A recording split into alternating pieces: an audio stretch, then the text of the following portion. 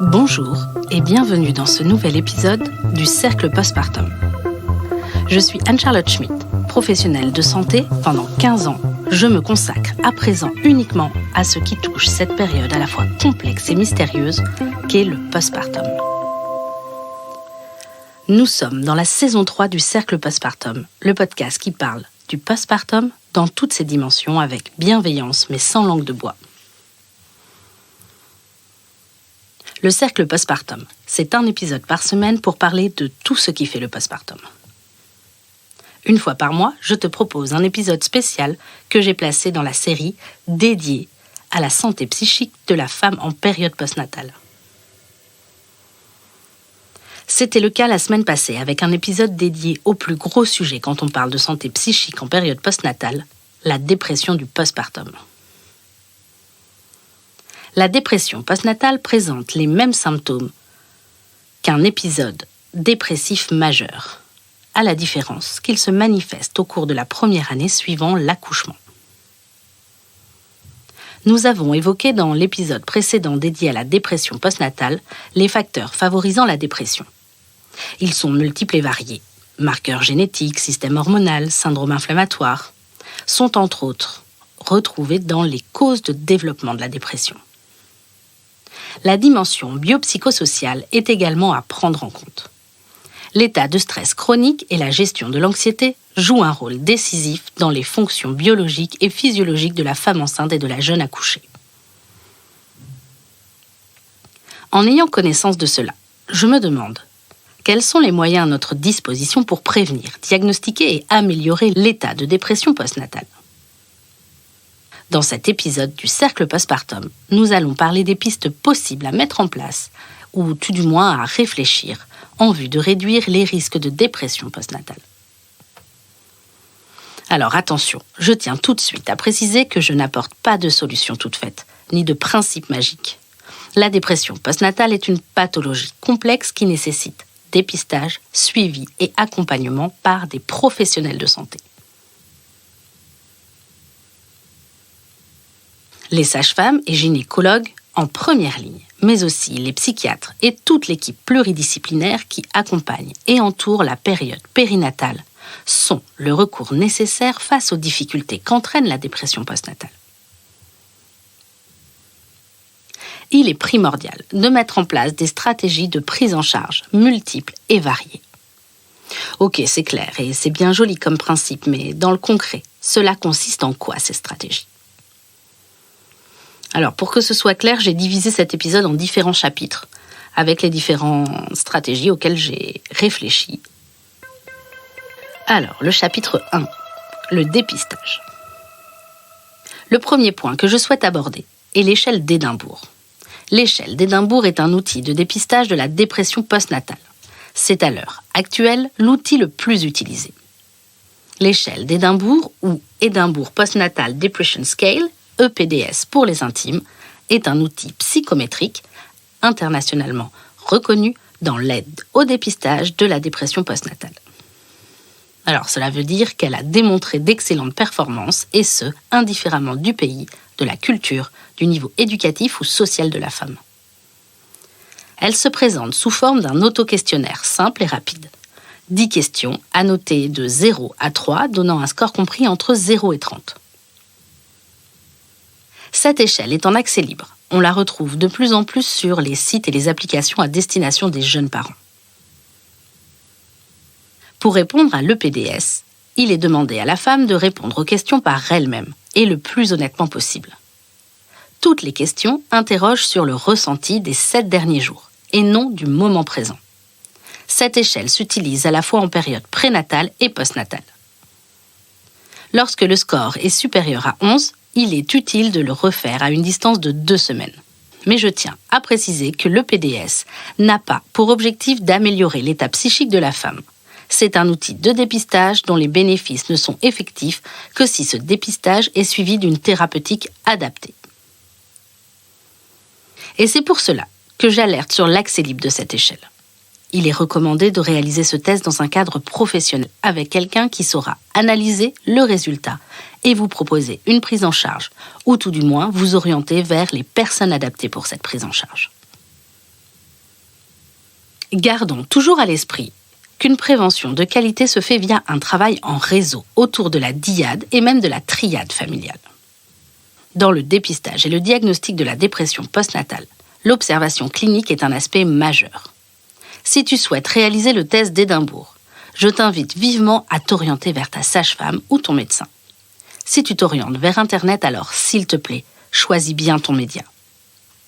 Encore une fois, je te propose l'association Maman Blues. En lien avec l'application des 1000 premiers jours, tu y retrouves le test à disposition. Et une fois réalisé, tu seras mis en relation avec une bénévole de l'association Maman Blues pour t'expliquer ton résultat et t'orienter en fonction de tes besoins. Chapitre 2. La gestion du stress chronique. Le second sujet dont je souhaite parler est en lien avec le stress et l'anxiété. Au cours de la grossesse, le stress chronique et l'anxiété viennent perturber la capacité d'adaptation de la femme. Or, plusieurs études ont démontré qu'il était possible, en période prénatale, de mettre en place des actions préventives afin de contrecarrer ce stress. Connais-tu le mindfulness, ou en français, la pleine conscience ? La pleine conscience est une forme de méditation dont l'objectif est de vivre le moment présent, appelé l'ici et maintenant, tout en prenant conscience de son ressenti, ses pensées, ses émotions, ses sensations physiques. Et cela sans jugement. Cette méthode, créée aux États-Unis dans les années 80, a fait l'objet d'un grand nombre d'études scientifiques. Depuis les 30 dernières années, elles ont démontré que la pleine conscience favorise la mobilisation de nos ressources internes, de notre calme intérieur ainsi que de notre résilience face au stress. De nombreux bienfaits sur la santé ont été mis en lumière, comme la réduction du stress, la régulation émotionnelle, la concentration avec une amélioration sur les douleurs chroniques, sur l'inflammation, etc. Il existe 2 façons d'intégrer la pleine conscience dans le quotidien. La première se fait de manière tout à fait formelle, en accordant un vrai temps de méditation. L'autre manière est informelle, et elle se fait en essayant, dans la vie quotidienne, de porter son attention sur l'activité réalisée ou le moment vécu. Voici un tips pour pratiquer la pleine conscience. Il s'agit de la méthode STOP. S pour stop. Arrête-toi un instant et ferme les yeux. Le T pour take a breath. Pose une main sur ton ventre et respire un bon coup. Le O pour observe. Prends conscience de tes pensées, prends conscience de tes sensations physiques et de tes émotions. Que ressens-tu ? Qu'est-ce qui prend le dessus ? Regarde ce qui se passe en toi. Prends-en conscience, place-toi dans le moment présent. Et le P pour le procédé. Constate l'évolution de tes ressentis à ce moment. Et pour aller plus loin, tu peux t'essayer à la pleine conscience avec des applications. La plus connue est Petit Bambou, avec des contenus en accès libre. Appliquée à l'état de grossesse et du postpartum, la pleine conscience aide à accepter ses ressentis, ses pensées et ses croyances dans un moment de vie où le jugement est très présent.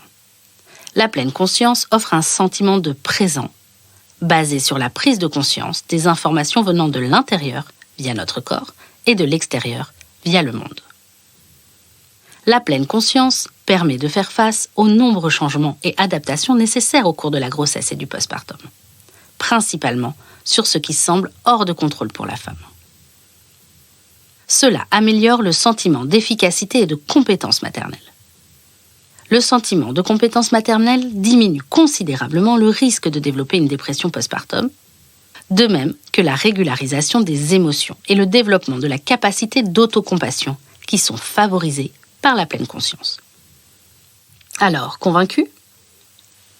L'avantage de la pleine conscience est qu'elle est accessible au plus grand nombre, sans condition de ressources financières. Dans le chapitre 3, la dépression dans l'assiette. Dans les points que je souhaite évoquer face à la dépression postnatale, il y a l'alimentation. Nous savons à présent que certains déficits et carences alimentaires participent au développement de la dépression postnatale. Par exemple, les acides gras oméga 3 contribuent au développement du cerveau. Ils semblent efficaces dans la prévention du stress ainsi que la prévention de la dépression. La relation établie entre les apports alimentaires et certains troubles mentaux justifie que l'on se préoccupe de l'insuffisance en acides gras oméga 3. Un bon équilibre entre les oméga 3 et les oméga 6 semble également être important. Et parmi les oméga 3, le DHA, dont on parle de plus en plus, est présupposé lutter contre le stress. Il a été démontré que moins il y avait de DHA dans les tissus adipeux, plus il y avait de risque de dépression. En bref, les acides gras oméga 3 sont incontestablement impliqués dans la physiologie cérébrale et ce sur du long terme. Mais avant de penser à une supplémentation médicamenteuse, il est nécessaire de se concentrer sur la composition de l'alimentation de la femme enceinte et en période postnatale. Il n'y a pas que les oméga 3 d'ailleurs, dont on doit parler. En 2013 déjà, dans la revue médicale Cochrane, on retrouve, je cite, « Un régime alimentaire pauvre en certaines vitamines et minéraux et d'autres nutriments peut entraîner une dépression postnatale chez certaines femmes. La correction de ces carences avec compléments alimentaires pourrait donc prévenir ce risque, tels que les acides gras oméga 3, le fer, ainsi que l'acide folique, la vitamine B12, B6, B2 et également la vitamine D. » Fin de citation. La vitamine D, justement, a été mise en avant ces 2 dernières années. La vitamine D agit comme une hormone neuroactive dont le déficit altère les neurotransmetteurs impliqués dans le syndrome dépressif. Elle joue également un rôle dans la régularisation de l'humeur. N'oublions pas que l'alimentation est notre carburant. Il est évident que celle-ci joue un rôle dans notre condition physique et psychique. Tu peux d'ailleurs réécouter l'épisode sur l'alimentation en postpartum. Chapitre numéro 4. Bien dans son corps. Dans les actions à mettre en place, est également conseillée la pratique d'une activité physique en extérieur, au moins 2 fois par semaine. Je comprends tout à fait ce principe, car effectivement, sortir, pratiquer un sport permet de se vider la tête, de se sentir mieux dans son corps et de sécréter des endorphines. La réalité du postpartum, hélas, en est tout autre. En période postnatale, il n'est pas facile d'avoir un temps pour sortir et faire du sport. La logistique est le premier frein. De plus, lors d'un état dépressif, il est d'autant plus difficile de sortir de chez soi. La perspective positive est l'apparition du sport sur ordonnance pour les femmes enceintes et les femmes en postpartum.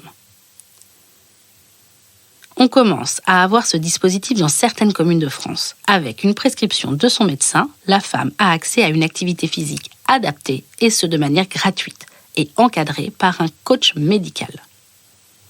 Les exercices proposés sont adaptés à la femme en période périnatale. Il y a encore bien d'autres pistes à étudier pour apporter une offre complète et variée dans la prise en charge de la dépression postnatale. La dépression postnatale est sous-déclarée. L'utilisation d'un traitement médicamenteux est recommandée avec en complément la mise en place d'un traitement non médicamenteux, comme la psychothérapie, la pleine conscience, l'exercice physique en plein air.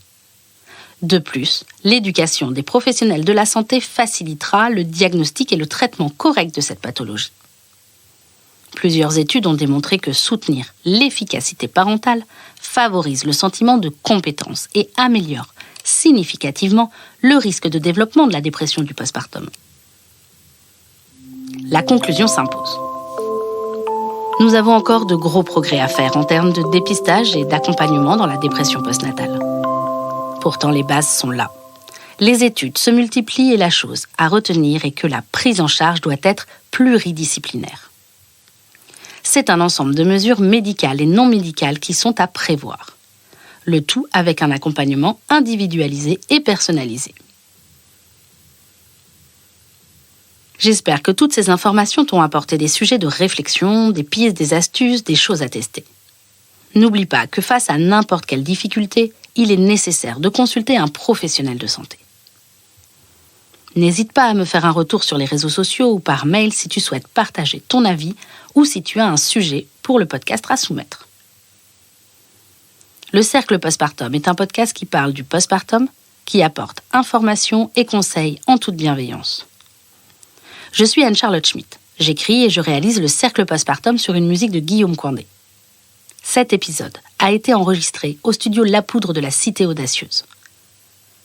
La Cité Audacieuse réunit toutes celles et ceux qui ont le droit des femmes et l'égalité entre les femmes et les hommes comme objectif. Je travaille en parallèle sur un projet pour l'accompagnement à la parentalité. Si tu es intrigué, pour en savoir plus, n'hésite pas à me laisser ton email. Si le podcast te plaît, surtout, n'hésite pas à prendre 10 secondes pour lui mettre une note sur ta plateforme d'écoute. 5 étoiles sur iTunes, ça ouvre de la visibilité au podcast et ça récompense mon travail et mon investissement.